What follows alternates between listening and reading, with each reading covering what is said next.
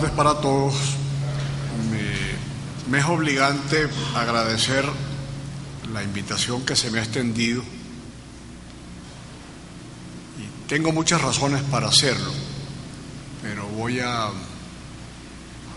mencionar una en particular, porque en el fondo quizás es para mí la más importante.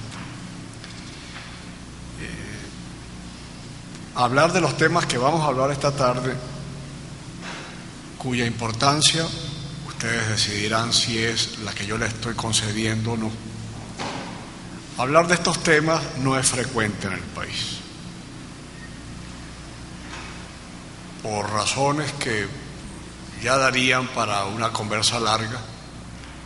La discusión económica en Venezuela se ha convertido en superficialidades extremas que, sin quitarle su papel y su significación, porque sería también petulante de mi parte negárselo,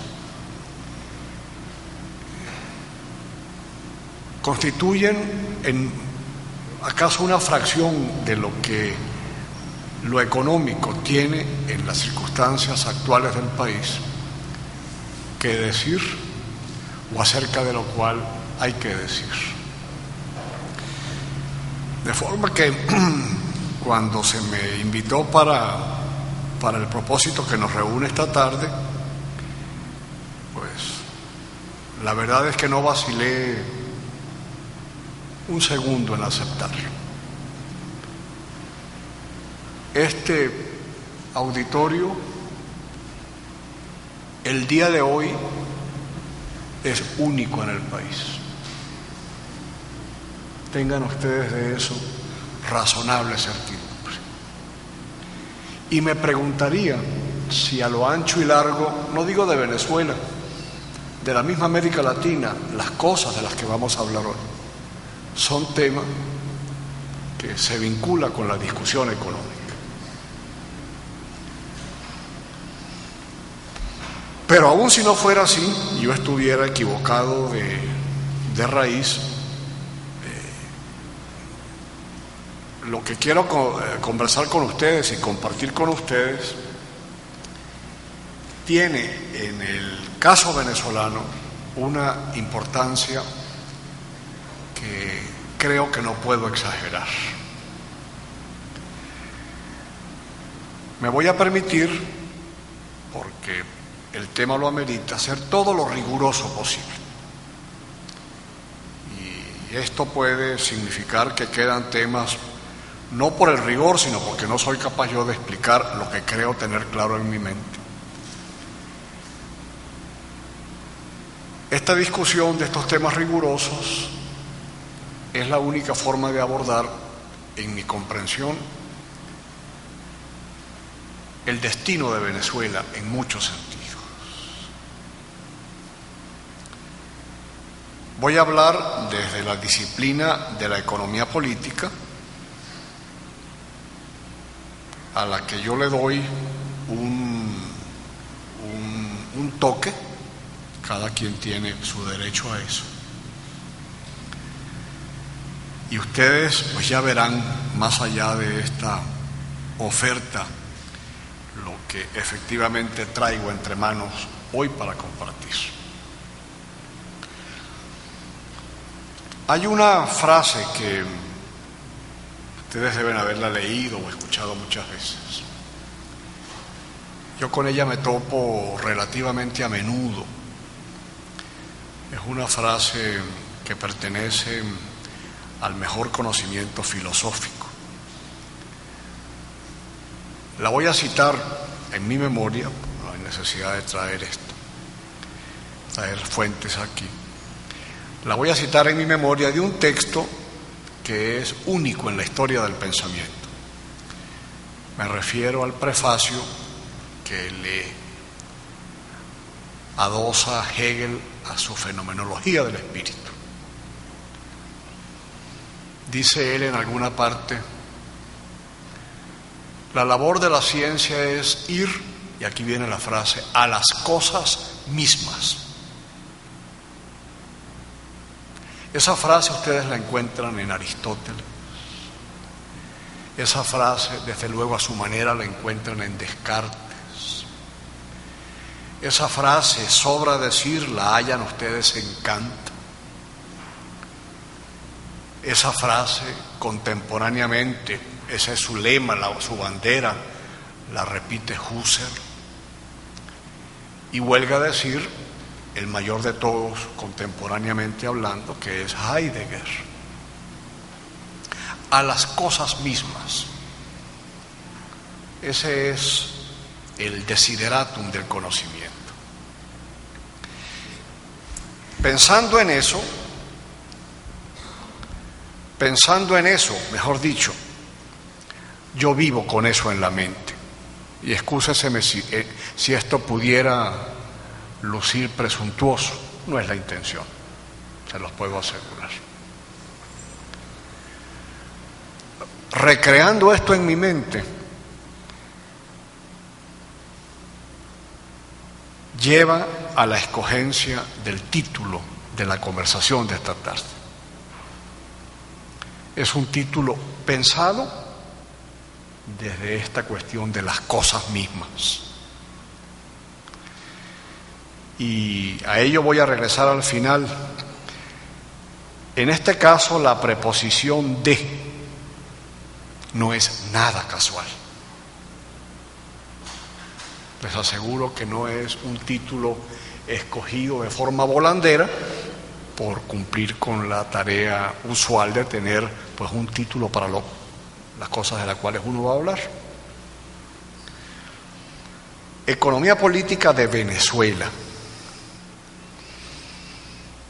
Si tuviera que añadir algo antes de entrar de una vez por todas en materia, diría que quizás lo usual podría haber sido economía política en Venezuela. Pero eso no es de lo que yo vengo a hablar. Yo vengo a hablar de la economía política de Venezuela. Sobra decir, para terminar esta suerte de introducción, que esas mismas palabras en la carta séptima de Platón, que es una pieza preciosa de sus escritos, en el Organón de Aristóteles, en su refutación de los sofistas, la misma expresión aparece. Y dejo los nombres mencionados para que esto no sea dar la sensación de que se sabe mucho a cuenta de unos nombres pronunciados. La misma frase, sin embargo, denota cosas muy distintas. Yo no sé exactamente de qué va a hablar el profesor Metzaros en la oportunidad cuando venga, pero pensando en la idea de la formación, del carácter histórico de las formas sociales de entender, ese tema a mí me resuena profundamente por la simple razón de que cuando Hegel habla de las cosas mismas, en modo alguno esas cosas de las que él habla son las cosas de las que habla Aristóteles, aun cuando la frase sea la misma. Y todo esto me lleva a una entrada al tema de esta tarde. ¿Qué es la cosa misma?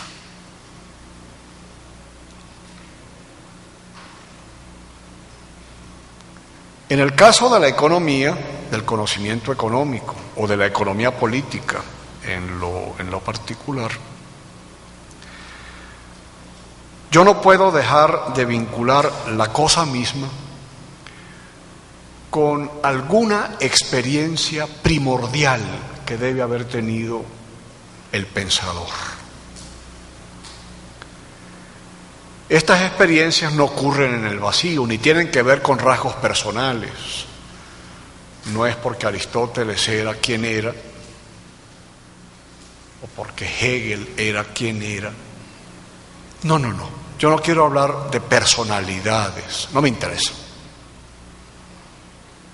De las cosas más notables que alguna vez he leído fue una charla de Heidegger precisamente sobre Aristóteles, que comienza con esta frase en 2 líneas. Aristóteles nació, Aristóteles pensó, Aristóteles escribió, Aristóteles murió. Vamos entonces ahora a hablar de lo importante que Aristóteles legó. Su vida personal, importante como pueda ser, queda para otros propósitos. Pero él tuvo alguna experiencia primordial en relación con lo económico. Y como de lo que se trata en la vida científica es de poder recrear esas experiencias primordiales, con el solo ánimo de poder en esa recreación ayudar a construir para uno mismo alguna experiencia primordial. Esa experiencia primordial, cuando se la piensa en sus más hondas consecuencias, pues ilumina grandemente la escena.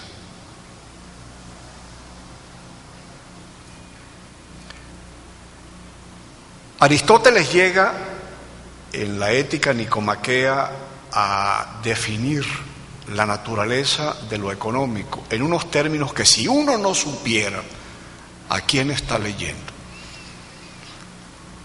uno no podría jamás asociar la hondura del rigor de su discernimiento con alguien que vivió 3000 años atrás. Es tan absolutamente cabal su comprensión que en sus propios términos no hay nada que añadirle. Pero cuando uno lo coloca a él como tiene que hacer toda reconstrucción, el científico, de las experiencias vitales de otros pensadores, uno cae en la cuenta aquella experiencia vital, sin duda alguna, tenía un marco social circundante que terminó condicionándolo. Esas 3 páginas de la Ética nicomaquea en el libro 5, que definen el intercambio con un rigor, me permito decirlo, inigualado. No falta nada allí. Omiten lo que luego será el gran tema sobre el cual se funda la economía política como disciplina científica. ¿A qué me refiero con esto? A que él da por sentado que existen 2 objetos que se intercambian. Y ahí arranca la hondura de su criterio. ¿Qué omite él? Y de allí su experiencia primordial. Y de allí el inevitable condicionamiento que toda experiencia primordial en el orden de lo científico tiene. Nada más ni nada menos que esos objetos que iban a intercambiarse, que en su mente se intercambian, no habían sido producidos. Él no habla de eso, él da eso por sentado. Uno podría, si el caso fuera, darle a este abordaje de lo económico toda una suerte de explicación de por qué. Baste con decirlo. ¿Cuál fue su experiencia primordial? La de ver 2 comerciantes intercambiando. Y a partir de ahí llega tan lejos como humanamente podía llegarse. 2 milenios hay luego de Aristóteles, poquito menos. Y todos los que vienen no harán sino repetir las páginas que Aristóteles lega con detalles, como siempre sucede. Hay una suerte de sancocho básico y los demás le añaden alguna ramita o le suprimen alguna ramita. pero la olla primordial fue suya. Cuando Adam Smith, 2 milenios luego, encara la misma tarea de mirar lo económico, ¿cuál es la experiencia primordial de Smith? Como se los voy a buscar demostrar, y esto sin esta suerte de preámbulo, llegar a Venezuela, como se los voy a mostrar, es muy difícil. Ustedes pueden aterrizar en ella de golpe y porrazo, pero entonces hay cosas que se van a quedar en el aire.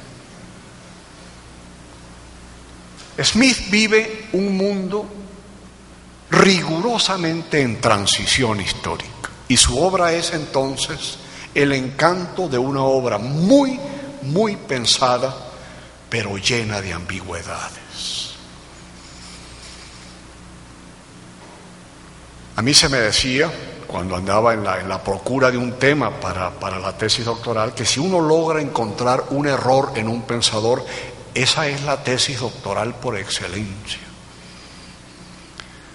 40 años después vengo a caer en la cuenta de que es una pobre recomendación de cualquiera que se pretenda tutor. Porque es tan paladino el error que presuntamente comete Smith, que resulta, caramba, casi que indecoroso atribuírselo a la pobreza de su pensamiento, cuando de otro modo es un eximio pensador. ¿A qué aludo con esto? Aristóteles, porque no podía hacer otra cosa, es que no podía. Parte, y si el científico, las cosas mismas, hace otra cosa, el camino escogido es equivocado. Para Aristóteles las cosas están allí, y él quiere ver qué regula el intercambio, qué determina que A se intercambie por B en cierta proporción, 3 de A por 6 de B, o por 5 de B.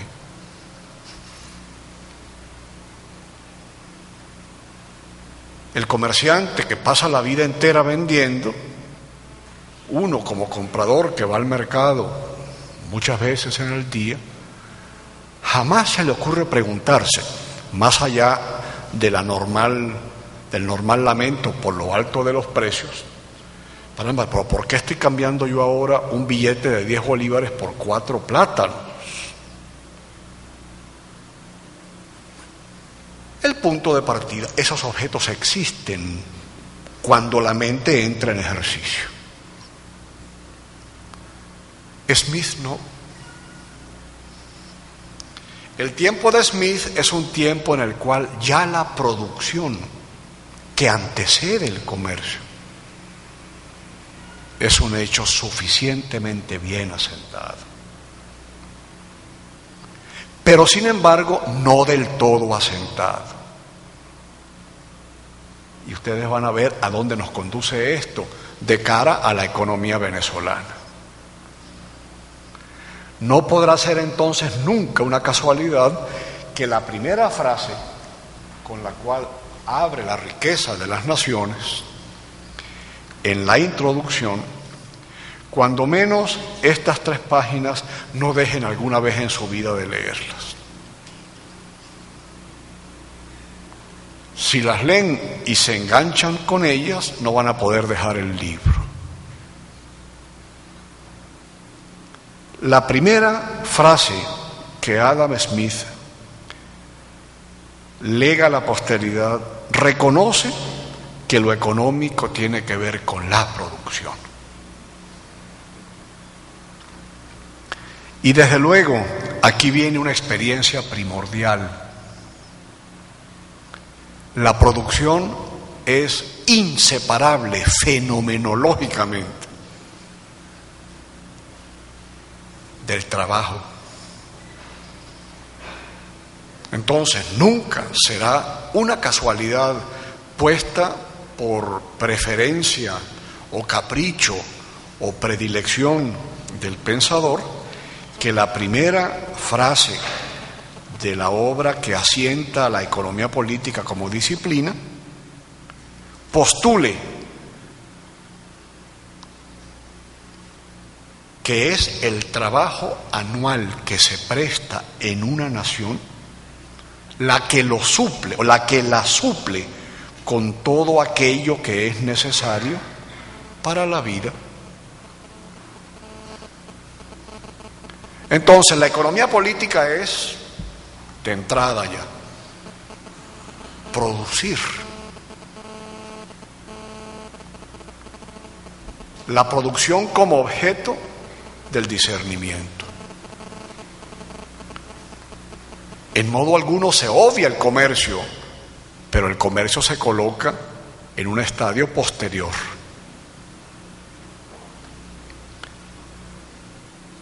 Todo lo que viene se sigue de aquí. Desde luego, cuando Aristóteles se pregunta por qué 3 porciones de A por 7 porciones de B, no tiene respuesta.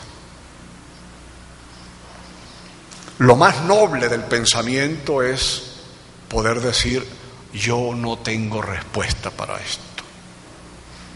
Eso es lo que hace Aristóteles una vez que ha asentado el argumento. No tengo respuesta. Y cuando quiere él, o cuando dice él que no tiene respuesta, él allí está haciendo todo lo científico que una mente puede ser. Porque la respuesta a una pregunta, como la que él se había formulado, no era otra cosa que una respuesta conceptual, representación de casos generales. Ya no 3 de A por 7 de B, cualquier par de bienes, ¿por qué se intercambian en cierta proporción? Su punto es que él no halla entre aquellos objetos que además son disímiles, porque no se intercambian en general libros por libros, siendo los libros los mismos, desde luego, siendo objetos disímiles, es que él no logra hallar algo que sea común para que el intercambio pueda producirse. Apela noblemente a la práctica y dice: la práctica ha resuelto esto. Pero queda ese gravitar de una respuesta o de una pregunta que no halló respuesta. Adam Smith, que con seguridad leyó a Aristóteles y meditó sobre esto que nos introduce en el tema, tiene el elemento común en la mente. ¿Qué hay de común a los objetos que se intercambian en el mercado? En primer lugar, que son producidos. Y si son producidos, resulta entonces que hay algo común a ellos. Y lo común a ellos es lo universal de la producción, que es el trabajo. Ahí comienza la aventura de la economía política con un detalle que me permito leerlo en los términos del propio autor para que vean qué extraño que un hombre tan consecuentemente riguroso haya incurrido en esta suerte de desafuero mayor. En el capítulo 5 del libro primero de la riqueza de las naciones, dice Adam Smith, comienzo por el párrafo 2 y regreso al primero: lo que le cuesta a cada quien hacerse de un bien es el esfuerzo y trabajo de adquirirlo. Pero 2 líneas antes ha dicho: el valor de una mercancía para una persona que la posee y que no quiere ni usarla ni consumirla, sino intercambiarla por otras mercancías, es igual a la cantidad de trabajo que que esa mercancía le permite comprar. Son dos cosas muy distintas, muy distintas. Y entre ellas no media sino un punto y aparte.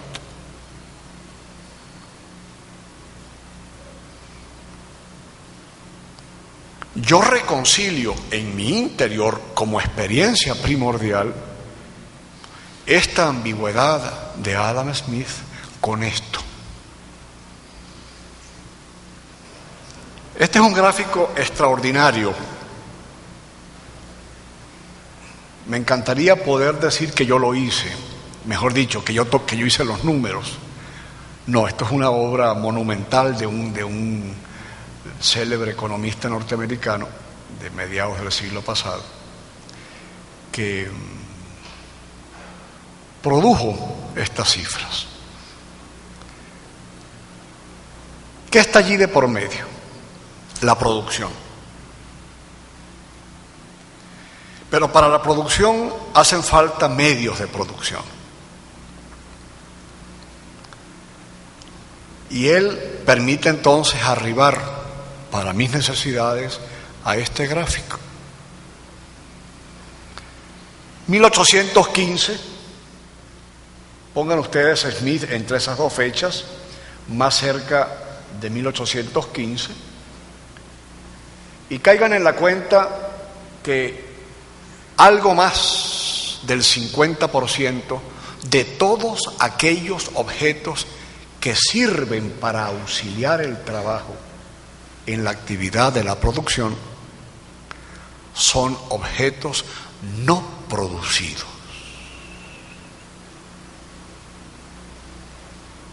El desarrollo social no hace otra cosa que ir reduciendo la importancia de esos objetos no producidos en la actividad central de la vida social. Yo no quise añadir un número que produje para la década de los 80 para dejarle a Goldsmith, que así se llama el autor, pues sus números. Pero para 1990 ese número está casi en la vecindad de 5%. Entonces, mal podía un hombre, si lo hubiera hecho, habría falsificado la cosa misma. Habría hecho ciencia ficción. Y no hay delito mayor para un científico que dejar la cosa misma en favor de una realidad que está por darse. Mal podía él no moverse en la ambigüedad que su mundo le imponía. Mi objeto es la producción, pero yo produzco mayoritariamente con medios no producidos.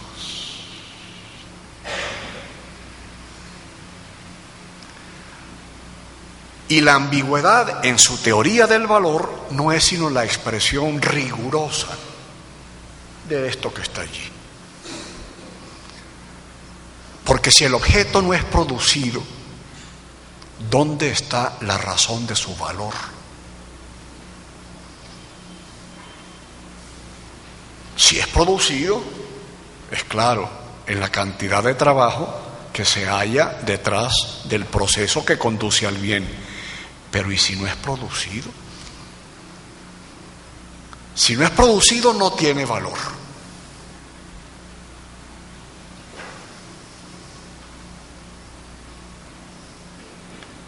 Pero como la práctica lo pone de manifiesto, tiene precio.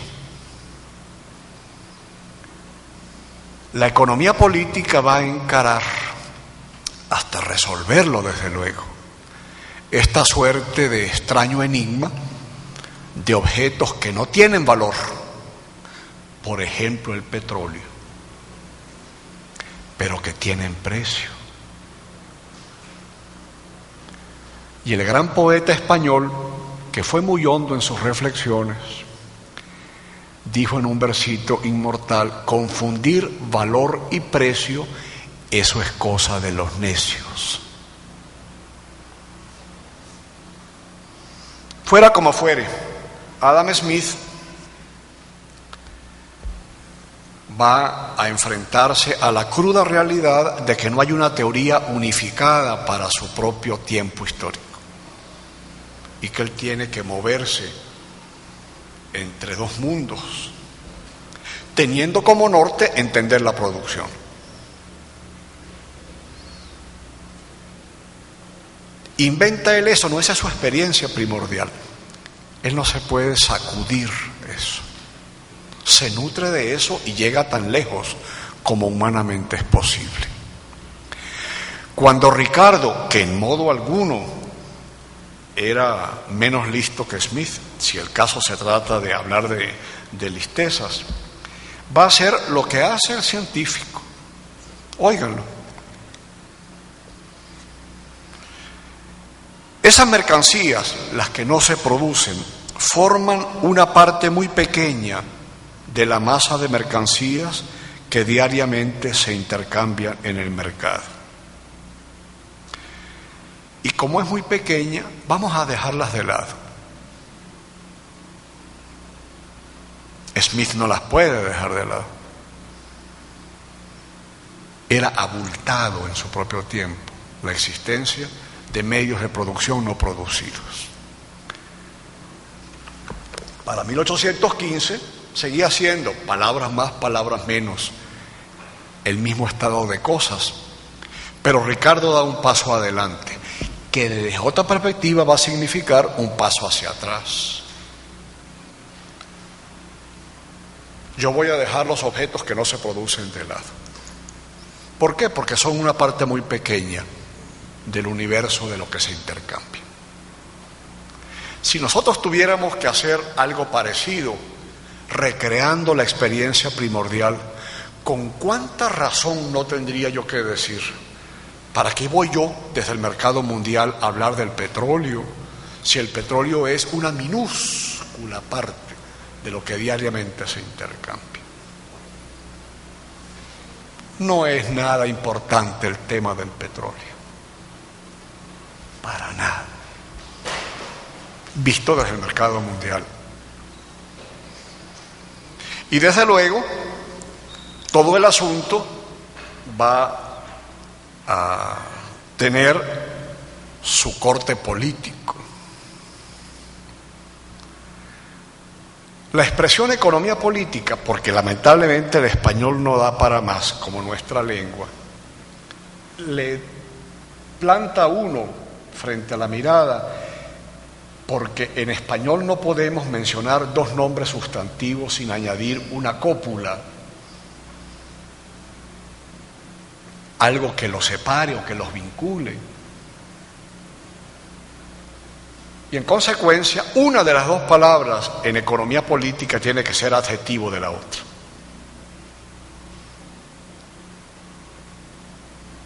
Y termina por ser la política el adjetivo de la economía.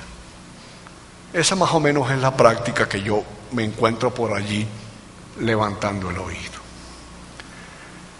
La verdad es que ambas palabras son sustantivos. Y eso se puede decir en otros idiomas, no en español.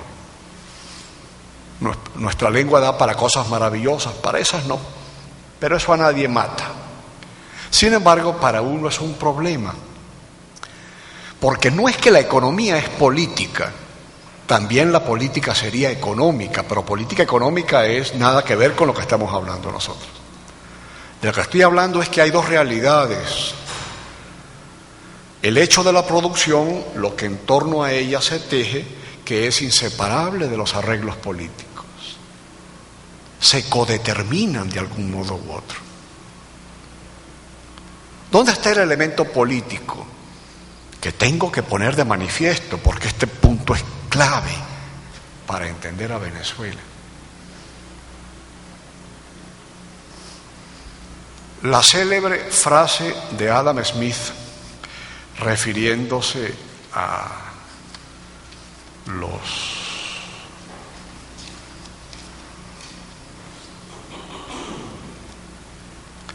los propietarios de los medios de producción no producidos. Porque Smith, sin decirlo con demasiada fuerza, de allí que la gran mayoría nos confundamos, Smith es un hombre cargado de dimensionalidad histórica en su planteamiento, que se quedó corto, admitámoslo, por razón del argumento. Pero cuando la economía política nace cargada de historia. De allí, y esto querría dejarlo como una de las cosas importantes de la conferencia de hoy, la economía política, yo prefiero llamarla ciencia histórica de la economía política. No hay nada que desde la economía política no esté cargado de historicidad. En ese sentido, y por supuesto, cuando arranca él con la parte más gruesa y significativa de su obra, él dice muy pronto, de lo que vamos a hablar es de un tiempo cuando todo ha sido ya objeto de apropiación.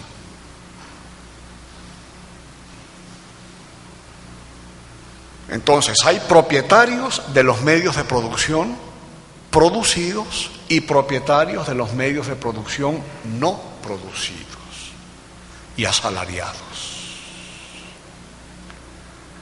Y la estructura conceptual de su obra, de la economía política en general, pasa por vincular conceptualmente la fuente del ingreso con la naturaleza del ingreso. El propietario de un medio de producción producido da como fundamento de su ingreso la propiedad de ese medio de producción. El propietario de un medio de producción no producido, pues hará lo mismo, y el asalariado hará lo mismo.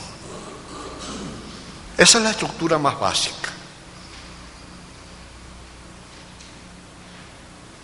Smith, y esa es la presión del desarrollo del capital, vive como experiencia primordial la desaparición, o al menos el amortiguamiento de la importancia de los medios de producción no producidos.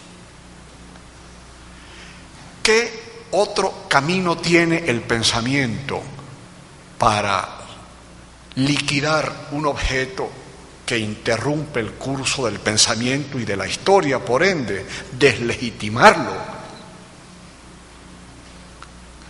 La célebre frase de Adam Smith: tan pronto como la tierra del país se ha hecho propiedad privada, los terratenientes aprovechan para cosechar donde nunca sembraron. La propiedad territorial, leída esta frase, está muerta. Ustedes verán a reaparecer en un instante esto de una manera mucho más simple, porque se lo dice sin ambajes. Cuando Ricardo enfrenta lo mismo, primero el reconocimiento de que hay terratenientes que cobran, aparece por primera vez la palabrita renta. En español no tenemos la palabra apropiada para definir de lo que vamos a hablar en los próximos minutos referido a Venezuela. No la tenemos. Esas son esas debilidades del lenguaje que terminan haciendo muchas veces dificilísimo el entendimiento, porque no tenemos la palabra. En inglés, huelga decirlo, la economía política es inglesa. De modo que si uno va a hablar de economía política, pues tiene que tener el inglés en la mente, porque las obras se escribieron en inglés. Y cuando se tradujeron al español, se tradujeron mal.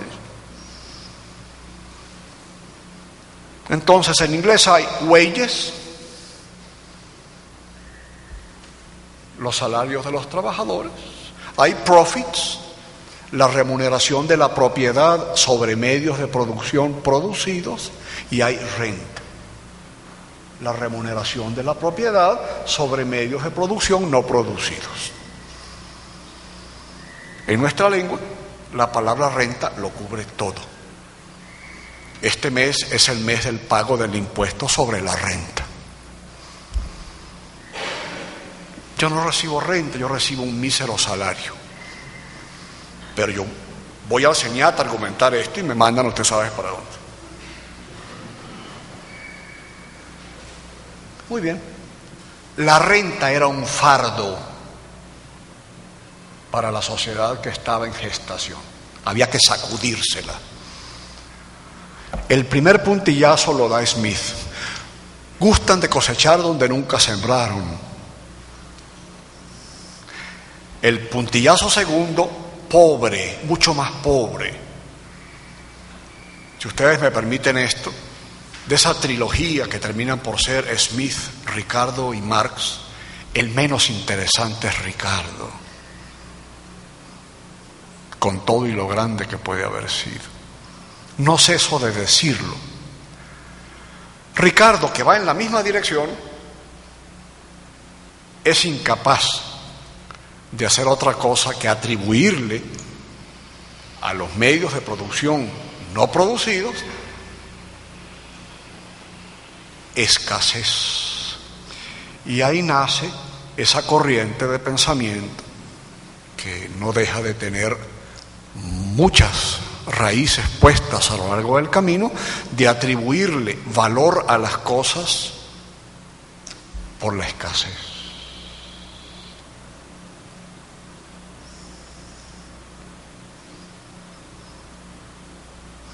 La renta entonces es algo accidental.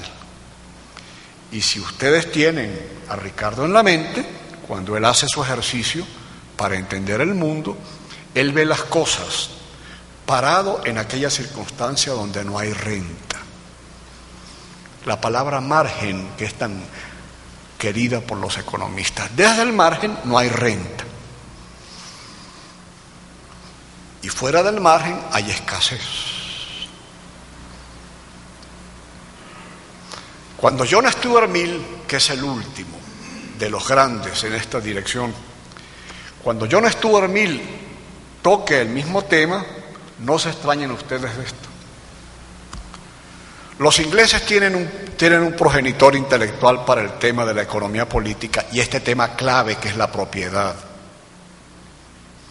Un filósofo del siglo XVII apellido Locke. El tipo, de manera muy elemental, dijo: la propiedad descansa en el trabajo que haya detrás de adquirir el bien. Una idea muy poderosa, muy poderosa. Por no dejar de darle su alabanza a esa sociedad que ha creado tantas cosas y con tantos impulsos civilizatorios, hay un colegio en Oxford donde hay 2 lápidas. Una lápida para John Locke, que es el gran filósofo de la propiedad, y otra lápida para John Ruskin, que es el fundador de los sindicatos. Un pie para cada uno. Y me parece genial. Mill termina haciendo algo que es definitivo. La propiedad vale en cuanto hay trabajo detrás. De allí que no haya mayor injusticia que alguien apropie recursos naturales.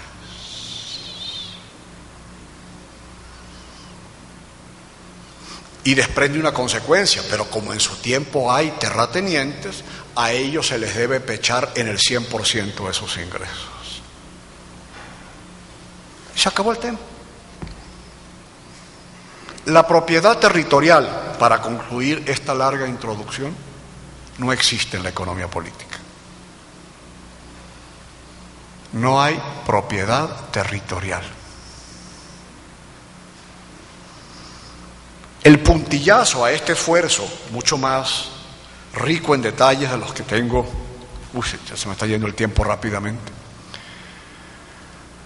Lo va a dar un economista muy afamado francés a mediados del siglo XIX, apellido Walras.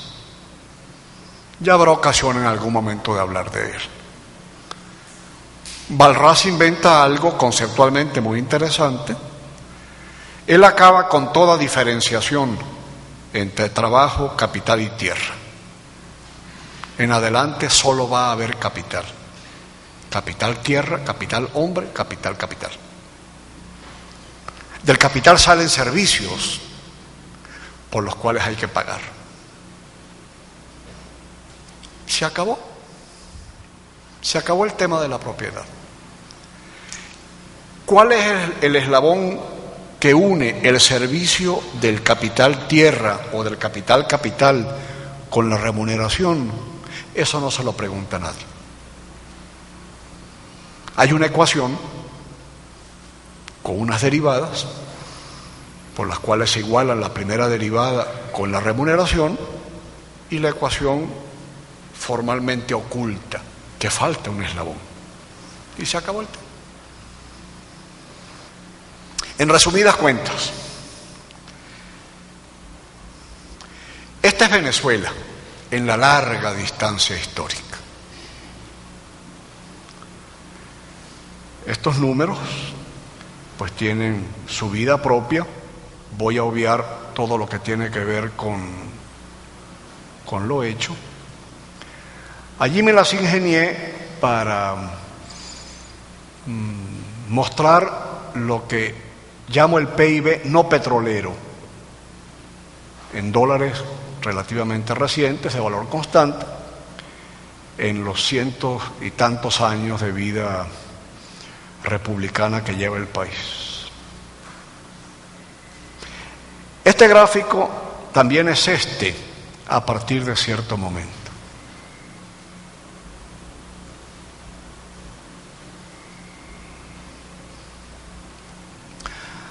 Ahí está a partir de cierto momento, porque antes las curvas se funden, la aparición del petróleo.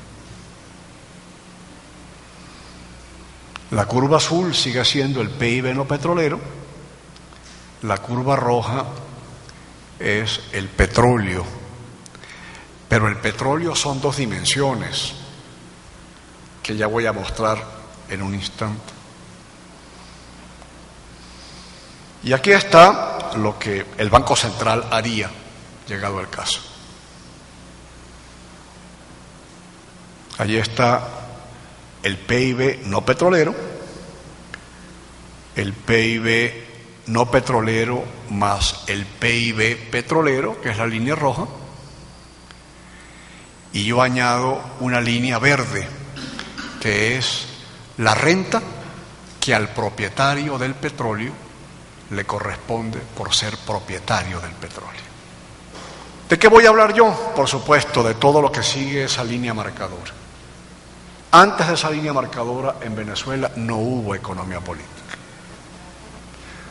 La economía política en Venezuela, a la postre, la va a crear de verdad, el entendimiento del petróleo. De modo que dejemos de lado todo tiempo previo a esa línea marcadora, más o menos 1920, y reconstruyamos para nuestros fines lo que efectivamente significa el petróleo, que es el tema de la economía política de Venezuela. Yo no puedo dejar de mencionar lo siguiente: cuando el petróleo aparece en la escena, pues hay muchas cosas que suceden. Yo tendría derecho a preguntarme en esta sala, ¿cuál es la experiencia primordial? Llámenla ustedes, a despecho de que la palabra pueda ser un poquito extraña, fenomenológicamente dominante en relación con el petróleo. Porque lo que les voy a mostrar es una respuesta desde 2 o 3 autores que son claves en la comprensión de Venezuela. Alberto Adriani. ¿Qué ve Alberto Adriani? ¿Qué no ve Alberto Adriani? Adriani ve 2 cosas que a la postre terminan siendo callejones sin salida, terriblemente infértiles en el sentido científico, nada infértiles desde el punto de vista político. ¿Qué ve Adriani? Primero, que el petróleo es, y entendámonos el contexto en el cual él lo plantea, extranjero.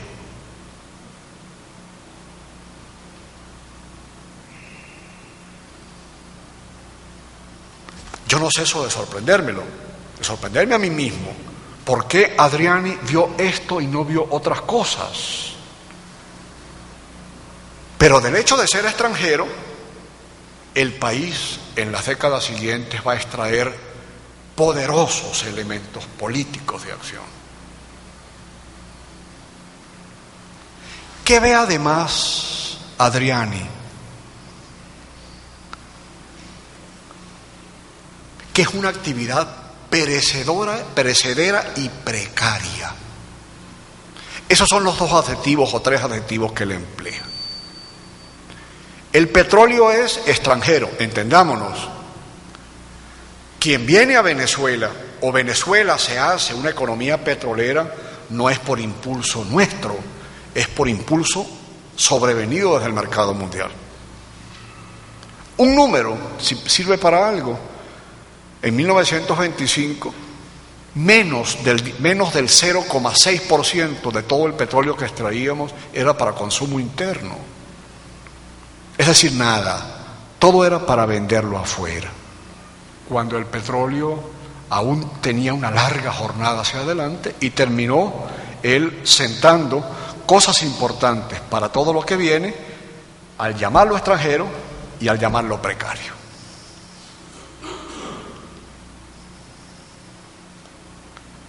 Ya condicionó el pensamiento sin quererlo, pero Adriani estrictamente no se hizo la pregunta que como científico debía haberse formulado. No le culpemos en modo alguno por no haber sido científico, no se trata de eso. Pero no le atribuyamos más de lo que en efecto dio.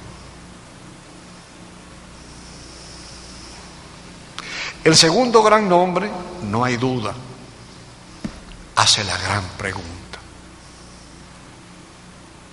Es Uslar. Tomen, por favor, en el momento en que quieran poner estas ideas en pareja con otras, el tomo primero del Capital. Arquitectura, más allá del contenido. Arquitectura.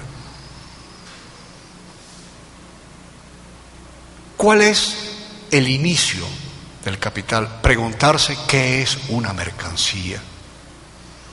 Esa es la pregunta científica. Eso define el campo del conocimiento. Entramos al recinto de la economía política por vía de la pregunta ¿de qué se habla? Esa pregunta, sin ser él un científico, ni pretender serlo, la va a formular Uslar. ¿Qué es el petróleo? Y va a dar una respuesta que tiene sus antecedentes, desde luego, que termina por ser la gran respuesta de la cual se nutre en gran medida el pensamiento en la economía política en Venezuela, no de Venezuela. Oigan a Uslar, en su celebérrimo discurso de inauguración de la Escuela Libre de Ciencias Económicas en octubre del año 38.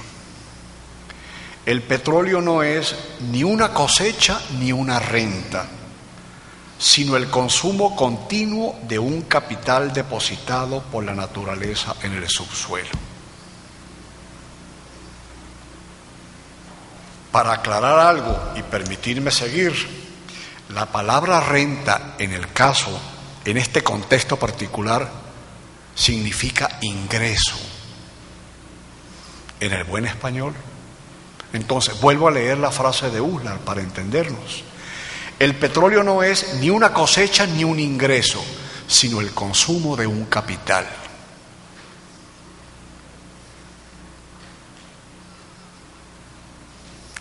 Él añade, porque el talento le daba para tener claridad, natural. ¿Qué es un capital natural? Visto desde la crítica de la economía política, un capital natural es como un triángulo azul, no tiene significación.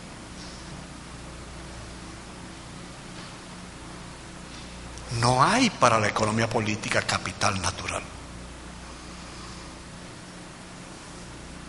El capital es, por definición, primero una relación. Marx no cesará de enrostrarle a los unos y a los otros y a los más allá. El capital no es maquinarias, equipos, infraestructura. No. El capital es relaciones. Relaciones que ocurren con ocasión ¿de qué? De la producción. Entonces, capital natural suena bien. Y cuando más adelante, y aquí me obligo a decir algo, porque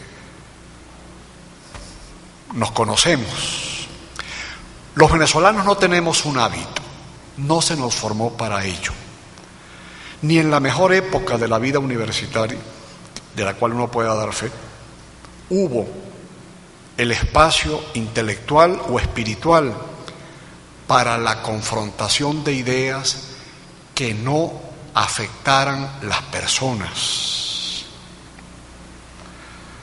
Entonces, bien entenderán ustedes que cuando yo menciono a Domingo Massa Zavala, yo no estoy hablando mal de Massa Zavala, no voy a hablar mal de Massa Zavala, no hay razones para que yo hable mal de Massa Zavala. Sus obras lo siguen, como dice San Pablo, y es imposible exagerar la cuantía y significación de sus obras. Pero Domingo Massa Zavala fue inconsecuente con su pensamiento. Proviniendo de donde venía, él no podía terminar por decir que el petróleo es un capital natural. No podía. Ahora, ¿por qué no? Si se trata de postulaciones o de definiciones, ¿por qué no? Esto es materia para, en todo caso, suspenderla para otra oportunidad, porque ameritaría una discusión de otra naturaleza. Pero hay razones que provienen del mejor pensamiento de la crítica de la economía política. Para ser consecuente, el problema es consecuencia. Si se postula algo, uno está atado a esa postulación. Y más allá del uno atarse o no a una postulación, las cosas mismas, la experiencia de las cosas mismas. Todo para decirles, amigos, que al final yo no ceso de sorprenderme leyendo a Uslar, leyendo a Massa, leyendo a Adriani, que nadie haya puesto en la mirada como elemento determinante el hecho de que el petróleo es un medio de producción no producido.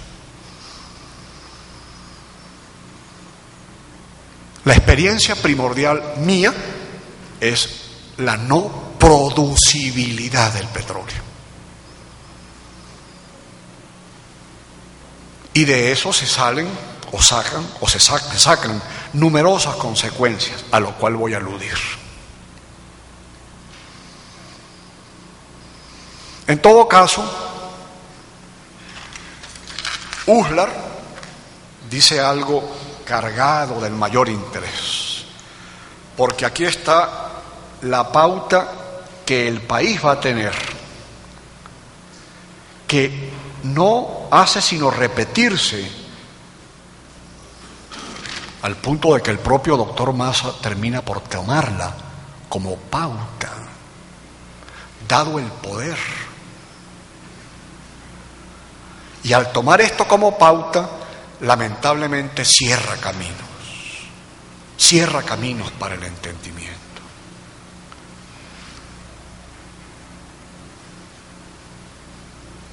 Dice Uslar,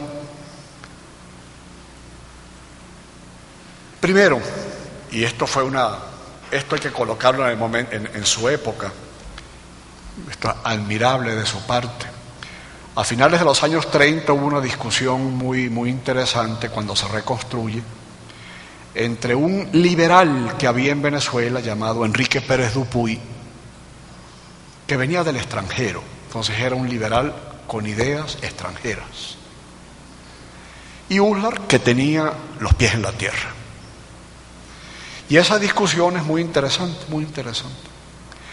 porque la respuesta de Uslar, sin nombre ni apellido, aquí dice: el hecho es que el Estado interviene y está interviniendo en nuestra vida, porque nuestra vida económica no es sino un reflejo de la riqueza del Estado. ¿Para qué discutir más? El doctor Pérez Dupuy podía decir lo que fuere, pero la práctica determinaba que el Estado tuviera que intervenir.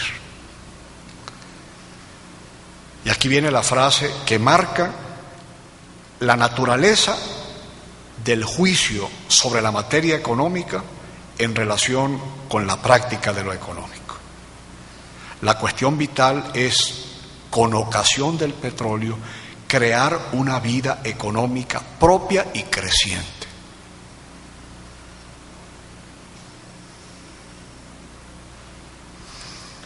El doctor Massa, a su manera,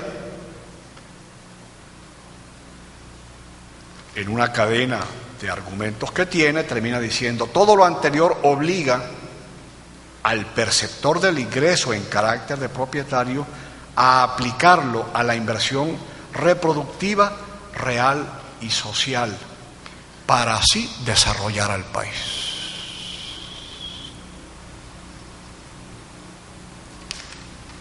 No hay más. No hay más. Esta es la economía política en Venezuela.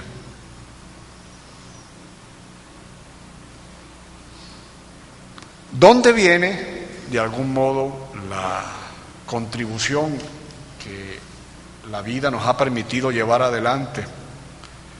Estoy pensando en el profesor Bernardo Momer y yo, él por su lado y yo por el mío. Primero, en el reconocer de entrada, y no hay necesidad de reconocerlo, es simplemente la experiencia primordial.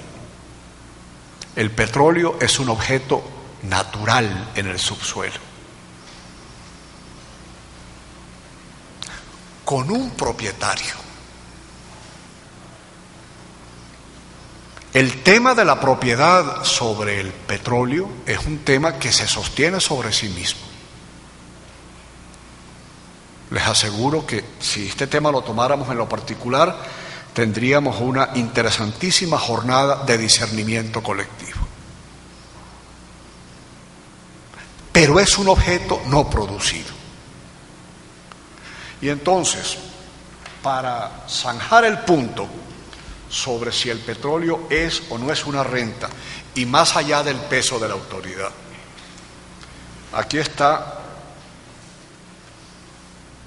el tomo tercero de la teoría de la plusvalía, el tomo cuarto del Capital, y Marx, después de haber puesto en su sitio a Ricardo y haberle concedido a Smith todos los méritos, termina diciendo: renta, no renta en el sentido castellano, renta, valga decir, remuneración del terrateniente.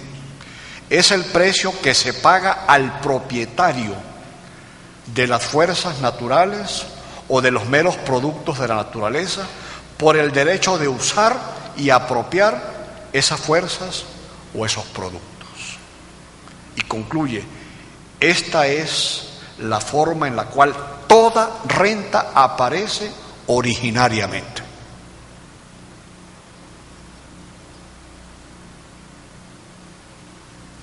No hay más. Su experiencia primordial, que los economistas que no vivan en Venezuela no la pueden tener, porque el asunto del petróleo termina por ser lidiar con un objeto del pasado más remoto, en el sentido histórico, con unos ojos contemporáneos. La economía a la mano no permite estos discernimientos. Tampoco lo permite la economía política, porque terminó negando todo esto. Entonces, en la reconstrucción, con un elemento que es el elemento nuevo en la escena histórica. Cuando la crítica de la economía política por la pluma de Marx o el propio Smith, si el caso fuera, hablan de renta, están hablando del precio que los nacionales, con ocasión de la producción, pagan por el uso o aprovechamiento del recurso natural. En el caso del petróleo, queridos amigos,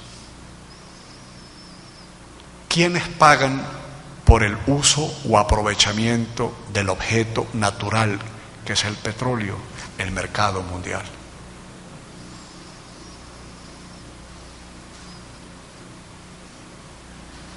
Y esto, amigos, no es nada banal.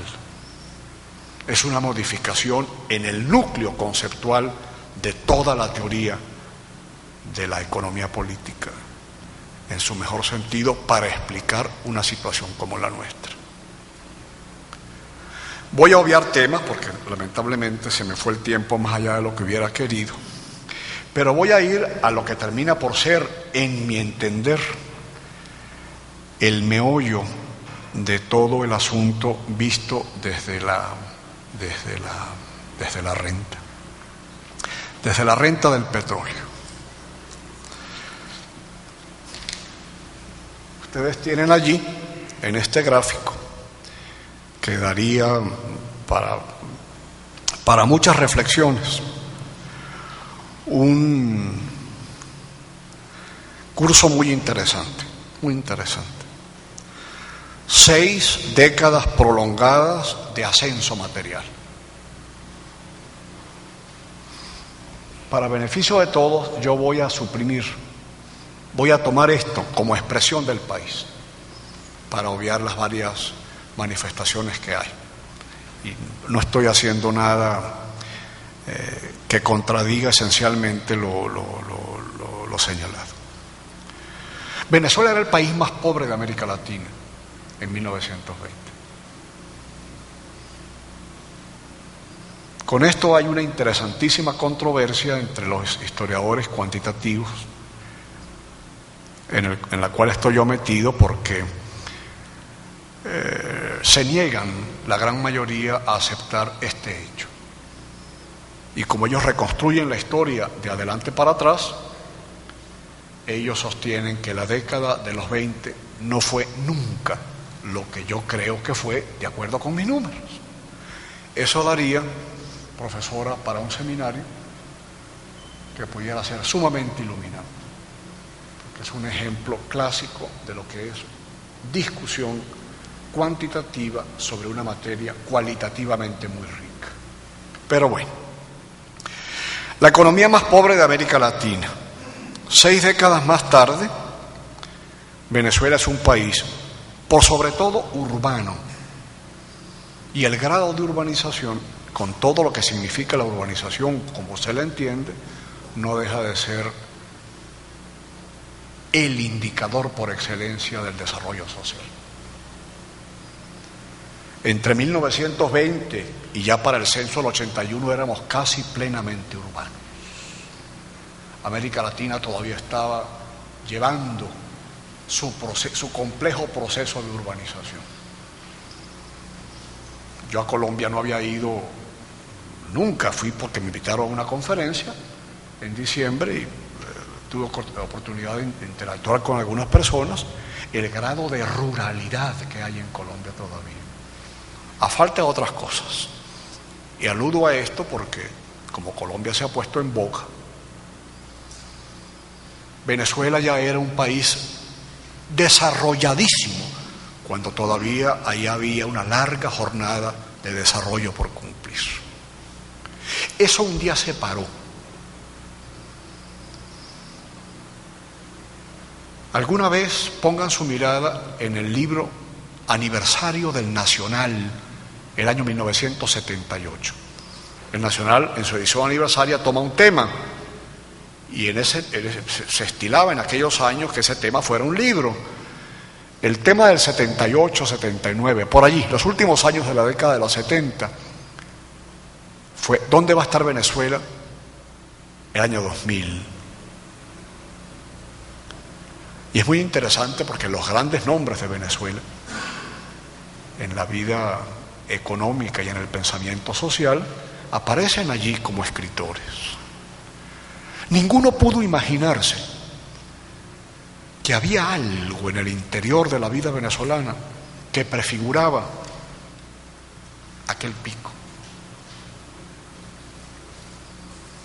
Eso es lo que yo he llamado, el tema tiene una compleja materia detrás, el colapso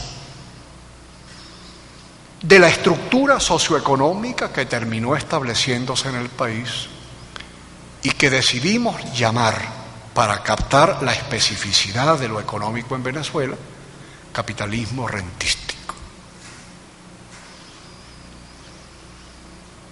Si la renta fuera nacional, no habría necesidad de llamarla capitalismo rentístico, es que ni siquiera sería capitalismo. La presencia dominante de la renta habla de sociedades precapitalistas. En el caso venezolano, el adjetivo rentístico, aparece con su propia estatura por la circunstancia de que la renta es internacional.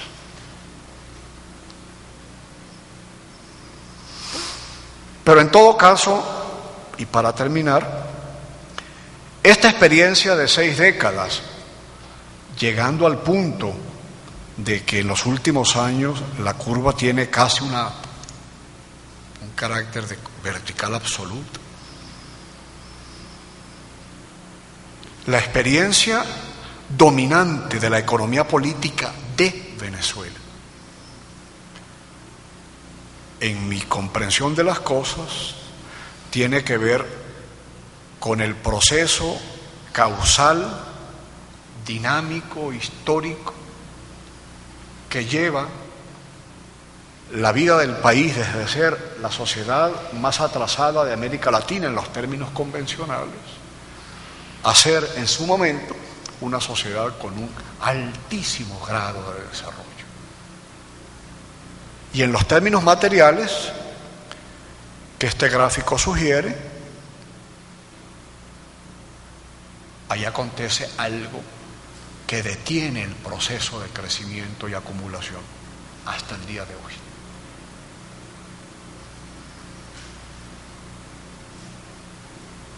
¿Qué sucedió allí? No puedo dejar de mencionar una consecuencia que se sigue de la economía política como en Venezuela se ha concebido, y con todo el respeto que estas cosas envuelven, yo le he pedido a directores del Banco Central, aprovecho que aquí está el doctor José Félix Rivas, hay una obra que pasa inadvertida en la vida nuestra. El año 65 reunió la Universidad Central de Venezuela el mejor pensamiento económico venezolano en un célebre foro para preguntarse qué se había hecho con el ingreso del petróleo. dado el mandato normativo impuesto desde el pensamiento de Husserl y recogido por las generaciones siguientes, el mandato era desarrollar el país. Las intervenciones de ese libro son eximias, en el mejor sentido científico de la palabra. Yo me voy a permitir citar una para que ustedes vean el tono de las cosas, porque desde luego el pensamiento es una cosa muy seria y uno tiene la obligación de aclararse a sí mismo cosas compartiéndolas. Yo voy a citar a Juan Pablo Pérez Alfonso.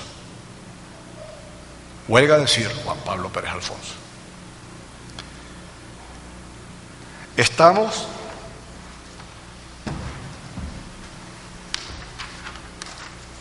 en la mitad de esta larga jornada de 6 décadas.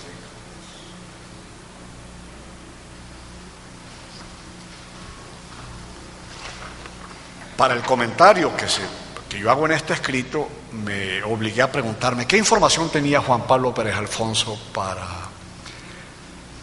poder decir lo que dijo. Bueno, la que yo tengo para llegar hasta ese momento. Palabras más, palabras menos. Oigan ustedes a Pérez Alfonso, porque este es el tono de la economía política en Venezuela. Tono que va a dominar la respuesta a la pregunta sobre el colapso. Y que, a mi entender, ustedes ya lo entenderán claramente, cierra caminos, obstaculiza el pensamiento, porque lo ata. Dijo Pérez Alfonso: nadie puede discutir ni sostener que lo que se recibió se gastó bien, se gastó mal, como todos lo que hemos recibido a cuenta del petróleo. Y yo me digo a mí mismo, sin que esto sea más que un justo reclamo desde el presente más cercano, viendo esta curva, pero caramba, el país se estaba desarrollando tan aceleradamente. 1000 calificaciones caben, comenzando por una, que me importa dejárselas a ustedes en su espíritu. Todas las labores científicas necesitan números. Se puede incurrir en el desafuero, que ya es como todos los extremos, de agarrarse únicamente de números. Sin números no se pueden hacer muchas cosas, pero el número no basta. Entonces, ese equilibrio entre lo cuantitativo y lo que no es cuantitativo, ustedes tienen que descubrirlo, y esa es una tarea ingente para cualquiera que esté en la vida científica o académica. No hay manera de hacer ciencia sin números, pero el número no basta. Entonces, yo hago mis números y digo, ¿será que a los venezolanos se nos fabricó en el interior la creencia de que el petróleo y sus proventos bastaba para todo? Porque si eso es así, se cometió un crimen en algún momento en la vida del país, porque de él estamos nosotros padeciendo. Si ustedes ven los números, se darán cuenta de que el petróleo es muy importante, pero en modo alguno suficiente. Nunca lo fue ni lo será.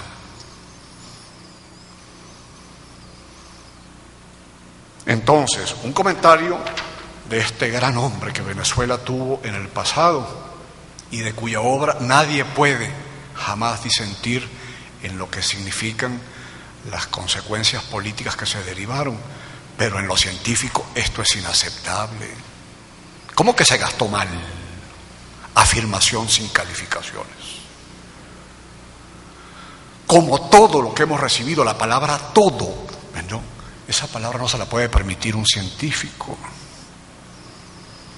Ahí hay una ligereza en el uso del lenguaje que es perniciosa. Eso va a dominar el pensamiento sobre la materia central de la vida del país. Los venezolanos no hemos entendido por qué colapsó el proceso de acumulación. Ese acontecimiento mayúsculo de finales de los 70, que precipita una caída interrumpida, tengo que decirlo porque me obligan las razones del conocimiento, circunstancialmente.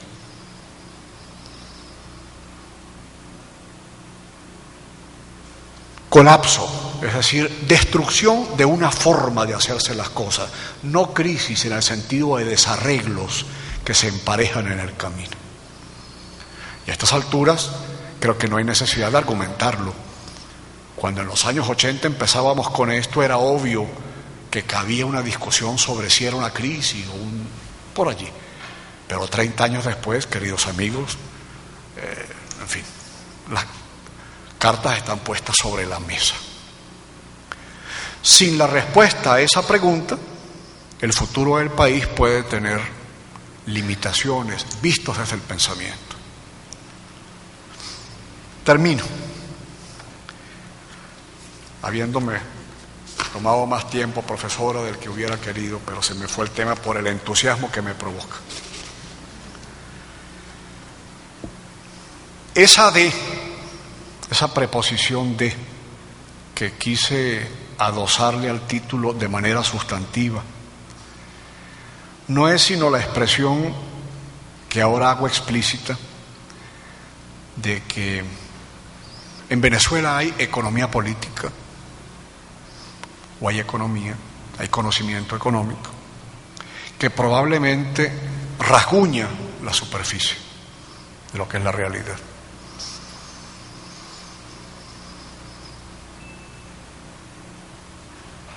Nos atañe la obligación de mirar la cosa misma, que es Venezuela.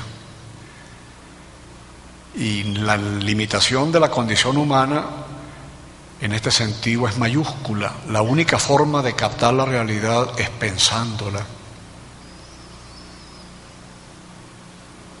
Pero puede haber pensamiento para todos los gustos y para todas las necesidades. Yo quisiera pensar, me encantaría poder pensar como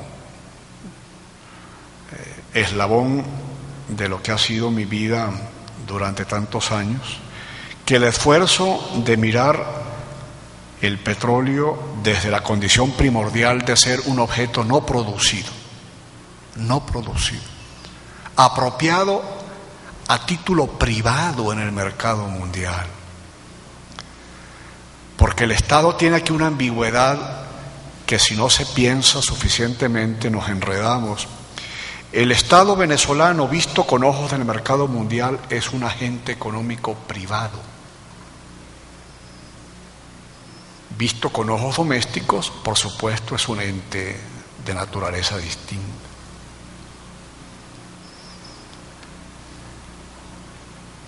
La tarea de pensar el país desde la renta internacional del petróleo, de su apropiación, de su dinámica y de su distribución,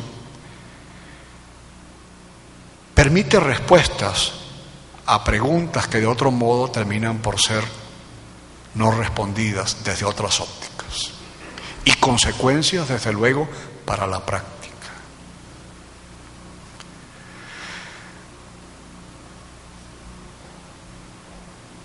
Una palabra final.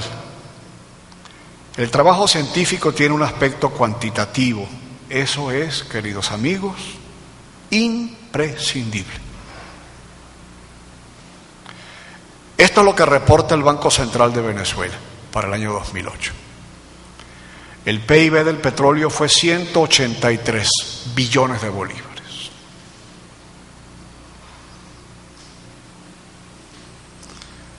Este número general es el número, si viene del Banco Central, es de buena calidad. Pero este número en su interior se nos obliga a hacer una diferenciación.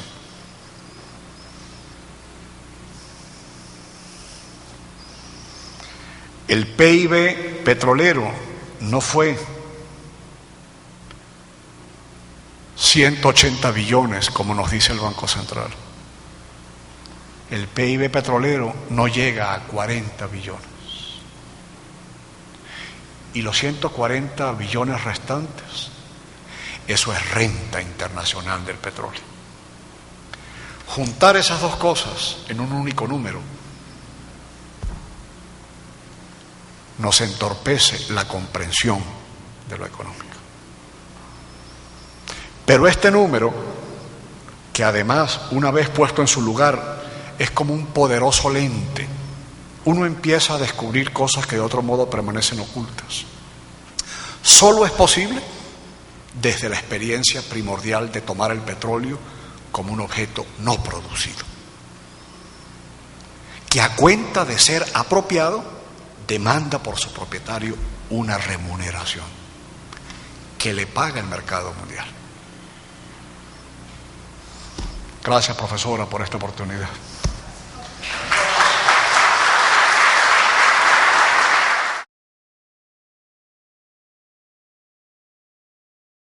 Buenas tardes a todos, mi nombre es Mario Vargas, soy periodista freelance. Profesor Adrúbal Batista, gracias, igual a la Escuela de Planificación. Profesor Batista, eso nos indica a los que queremos trabajar en planificación de que hay que buscar una alternativa o debemos pensar en una alternativa donde ciertamente el petróleo es la base, pero nos contribuiría, como quien dice, a buscar otro mercado, otro escenario económico que nos permita vivir, que el país pueda vivir en eso. O sea, podríamos decir pospetrolera o con el petróleo, pero necesitamos otra alternabilidad, otra alternativa de vida también. El sector agrícola, el turismo, la minería, la pesca, no sé, me pregunto. Enrique Vila, yo haría la pregunta contraria. ¿Esa mancha azul no conspira contra la planificación? Sí, buenas tardes. El doctor al respecto ha dado en la llaga en la situación de Venezuela, y que creo que hay un pensador que creo que hay que reivindicarlo en este momento, como fue el doctor Francisco Miere. Creo que él es un continuador de Pérez Alfonso y sería interesante la publicación de sus obras, porque creo que él ahí, yo llegué a tener oportunidad en una conferencia de él, donde nos habla de la Venezuela postpetrolera. Eso sería interesantísimo, abrir ese debate, porque creo que ahí están muchas de las respuestas de esta economía rentista que podríamos producir desde Rodolfo Quintero, de toda esa sociología del petróleo y cómo ha conllevado a tener unas características del venezolano muy distintas dentro del contexto latinoamericano, y que por supuesto después del desarrollo de las luchas, pero ahí quedan muchos gérmenes de ese facilismo, de por qué nuestra economía ha como paralizado hacia en los retos que tiene planteado, no dependiendo del petróleo, por supuesto, en última instancia. Alejandro Arévalo, usted que es un estudioso de la economía, mencionó cómo la renta, desde el punto de vista petrolero, ha caracterizado la economía venezolana en los últimos años. No sé, desde mi punto de vista personal, no tenemos que esperar que se acabe el petróleo, sino cuál es una referencia mundial, por ejemplo, en países productores de petróleo que tienen capitalismo, podemos llamarlo rentístico con el petróleo, un bien no producido, y a la vez tienen capitalismo industrial o producción industrial. Por ejemplo, Rusia, ¿no? ¿Qué conocimiento tiene usted de ese ejemplo? Diversificación de la economía, para que no, como usted dijo, no es suficiente el petróleo, o sea, es un elemento importante, pero no es suficiente. Por más que los precios de petróleo aumenten o provoquemos mucho petróleo, no es suficiente para la economía venezolana. Y también desde el punto de vista del trabajo, ¿no? Porque si generamos más trabajo, pues como es más productivo para el país. Otro ejemplo sería Noruega. Creo que también Noruega tiene un ejemplo bien clave, que ellos no están en trusts internacionales como la OPEP u otros carteles para contrarrestar a los países industrializados, sino que tienen producción industrial independiente y también producción petrolera. Gracias. El Banco Central tomó la iniciativa que me honra mucho de publicar la segunda edición de un libro que yo escribí en los años 90, que se llama Teoría Económica del Capitalismo Rentístico. Esa obra está por aparecer, ya se me ha informado así. Apenas salga, me comprometo formalmente, profesor, podemos tener un seminario sobre el libro, con ocasión del libro, y muchos de estos temas que están presentes aquí, pues verlos con más rigor de lo que puede ser la respuesta a una pregunta muy de fondo, como se han formulado, y que pues no es la manera académica sana de lidiar con estos temas. Pero para no dejar de hacer un comentario, me voy a concentrar en dos. Es un tema que llama muchísimo la atención. ¿Qué hizo Noruega que Venezuela no haya hecho? Sin sarcasmo, Noruega primero se desarrolló 6 siglos, más o menos, 1500, 1950, y luego aparece el petróleo, siendo ya una economía muy desarrollada, pero muy desarrollada. Entonces, ¿qué hizo Noruega? Desarrollarse en el sentido convencional de la palabra. Y luego le aparece el petróleo. Venezuela no. Venezuela es un país, hablando desde sus estructuras más primordiales y desde la óptica del capitalismo en su franco proceso de desarrollo, muy atrasada para el momento cuando el petróleo aparece. Entonces, a diferencia del caso de Noruega, sociedad en la cual el petróleo era algo más y su propio desarrollo daba para ponerle cortapisas a sus consecuencias, la estructura básica, primordial de la economía venezolana termina haciéndose con ocasión del petróleo. Esto marca, amigos, un abismo de diferencia que no puedo exagerar. En esta nueva edición de la teoría económica del capitalismo rentístico hay 2 temas que estaban presentes en mi mente, pero que yo no esbocé suficientemente o no aclaré suficientemente. Y vine a caer en la cuenta con el paso de los años que era menester tratarlos de forma rigurosa y específica. Primera materia, primer gran condicionamiento: el grado de desarrollo social para el momento cuando la renta aparece. Sin eso, el capitalismo rentístico termina siendo un concepto ahistórico, que es mi gran preocupación. Segundo, el tema de la propiedad,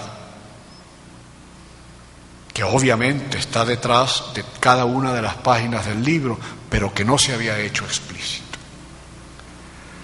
Porque la circunstancia de que el Estado sea propietario en modo alguno es banal desde el punto de vista conceptual. Y en tercer lugar, y aquí voy a una materia en extremo delicada por sus implicaciones, la renta del petróleo es un ingreso naturalmente el adverbio es escogido a propósito, naturalmente capitalista. Yo me obligo a diferenciar capitalismo y renta por la circunstancia de que el capitalismo es nacional, en tanto que la renta es internacional.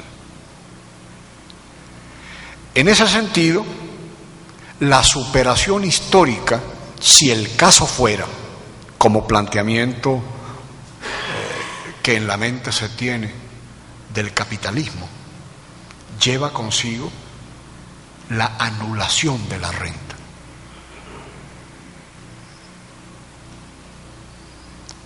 Valga decir, y sin que esto luzca a determinismos que no le pertenecen a las ciencias sociales, en tanto haya renta del petróleo, sea cual fuere el destino de ella.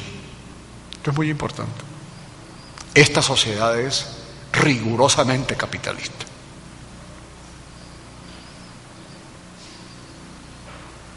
Eso pone el tema de los planteamientos políticos que en Venezuela hoy están moviendo el seno de la política en un plano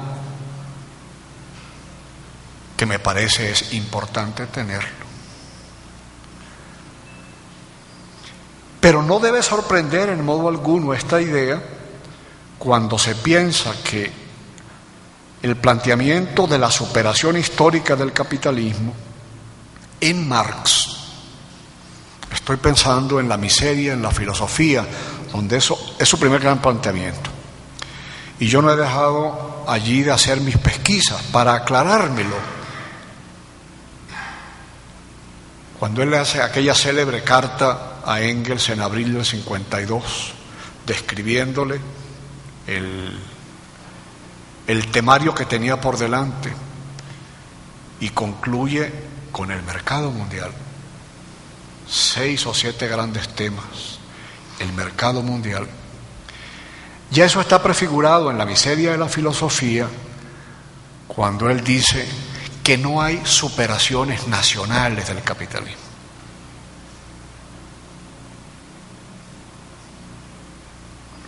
Que no hay tal cosa como sociedades nacionales en el arreglo capitalista, desgajándose para hacerse no capitalistas. Pero eso es un planteamiento que puede tener en ese contexto propio una catadura solo política. Yo la lleno de contenido desde la renta. La renta es un ingreso originado en el mercado mundial.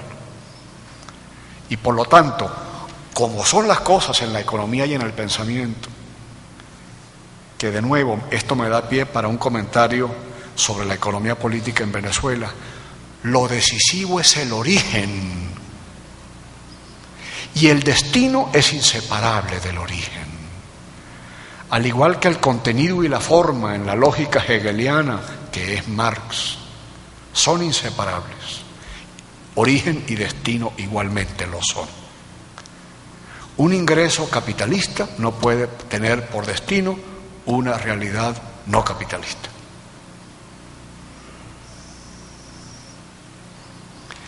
Esto, amigos, abre un temario sumamente complejo, no se me escapa. Pero si no lo planteo yo aquí, ¿dónde lo voy a plantear?